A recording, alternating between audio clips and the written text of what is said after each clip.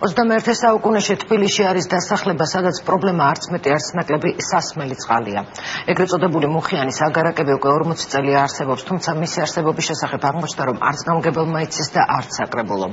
ცოტახნის წინ Georgian Water and Power-მა სასმელი წყლის მილების გაყვანა დაიწყო, მაგრამ ეს ფუფუნება მოსახლეობის უმეტესობისთვის ფასიანი აღმოჩნდა.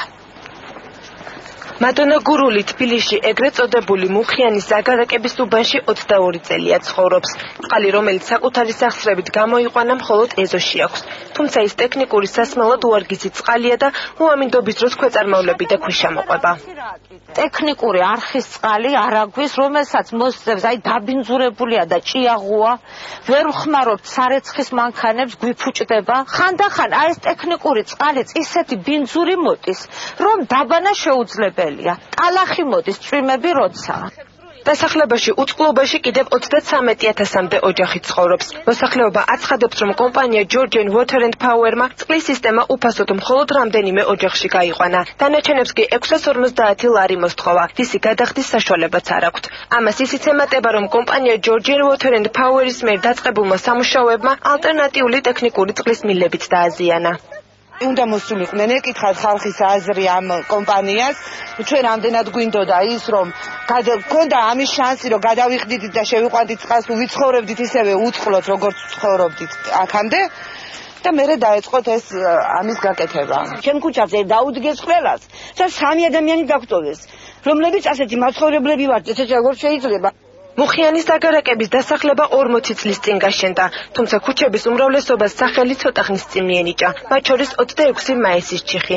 უმისამართობისა და უწყლობის გამო ერთ-ერთ სახლში გაჩენილი ხანძრის ჩაქრობა ვერც საკუთარი ძალებით შეძლეს და ვერც სახანძრო მანქანებმა მიაგნეს. მოსახლეობამ დახმარებისთვის უკვე მიმართა ახლად არჩეულ საკრებულოს და დანიშნულ გამგებელს. აღმოჩნდა, რომ მათ დასახლების არსებობაც კი არ იცოდნენ.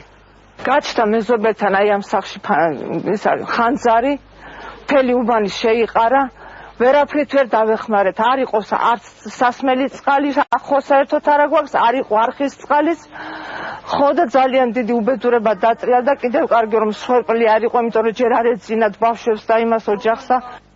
კომპანია Georgian Water and Power-ში განმარტავენ, რომ წყალგაყვანილობის სისტემა უფასოდ მხოლოდ იმ ოჯახებს გამოუცვალეს, ვინც მათი აბონენტი იყო. დანარჩენები კი ვალდებულები არიან მომსახურების საფასური გადაიხადონ.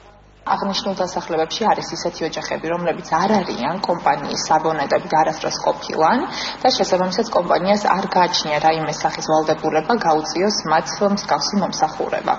გლდანის გამგებელი და თბილისის ვიცემერი თანხმდებიან, რომ 21 საუკუნეში ოჯახებს სასმელი წყალი უნდა ჰქონდეთ. ჯერ არ იციან როგორ, თუმცა პრობლემის მოგვარების პირობას დებენ. ჩვენ ეს თემა უკვე მემკვიდრეობით გვერდო მინდა ვთქვა, ეს გუშინდელი პრობლემა არ იყო, უბრალოდ გუშინ წარმოიწია პრობლემა იმდენად, რამდენადაც კომპანიამ უკვე განუცხადა და მანამდე ქონდათ განცხადებული, რომ დაერთების ნაწილში მოხდებოდა თანხების გადახდა.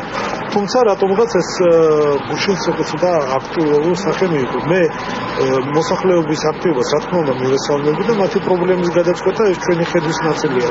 თუმცა ეს ერთობლივებით უნდა განხორციელდეს. ვსწავლოთ ამ საკითხს, ახლა დეტალური მონაცემები სამწუხაროდ არ მაქვს, მაგრამ დაბეჭდებით შემიძლია განვაცხადო, რომ ის კომუნალური მომსახურება, რაც მერიის პასუხისმგებლობა, ამაში მოსახლეობა თეთრს არ გადაიხდის. იმ შემთხვევაში თუ სახლებში წყალგაყვანილობას უფასოდ არ შეიყვანენ, მუხიანი ორის მოსახლეობა Georgian Water and Power-ის სამუშაოებისთვის ხელის შეშლით და გზის გადაკეტით იმუქრება.